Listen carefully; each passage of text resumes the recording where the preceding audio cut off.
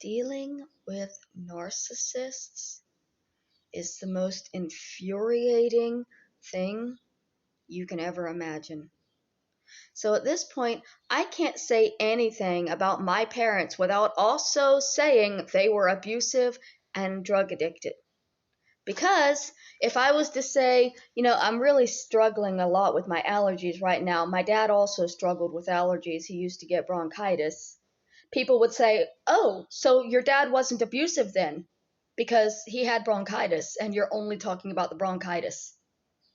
No, it's just the abusiveness didn't have anything to do with the bronchitis. I could also talk about his Native American heritage. That would have nothing to do with the abusiveness. Not everything is connected. You can talk about one thing without discussing something else, but you can't with a narcissist. You can't. Because the narcissist only cares about their agenda in bringing you down. That's why, even though I said nothing derogatory in my Father's Day post, they had to bring up, oh, well, then your father must not be abusive because you didn't say in this video. That's what narcissistic abuse looks like. It's the inability to allow you to move on and talk about something else because they got to keep bringing it back to the thing that they don't believe or want to hurt you with. Nothing that I say about my parents in the future negates the abusiveness. But I'm not always going to say that. I am not always, when speaking about my parents, going to refer to them as drug-addicted, abusive mother, drug-addicted, abusive father, because that's very long-winded. And it's not always the case.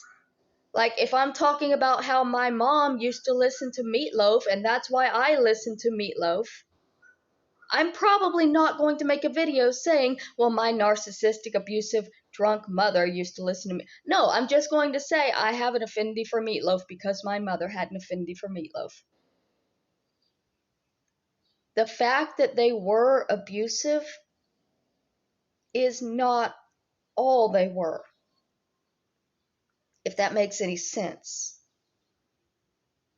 And I don't know how to make people understand that because there's already this large group that doesn't believe abuse exists unless it's happening 24/7.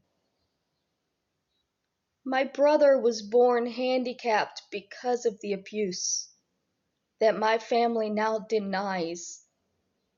And I'm tired of constantly screaming it just to be told that there's not enough proof for anybody to ever believe me.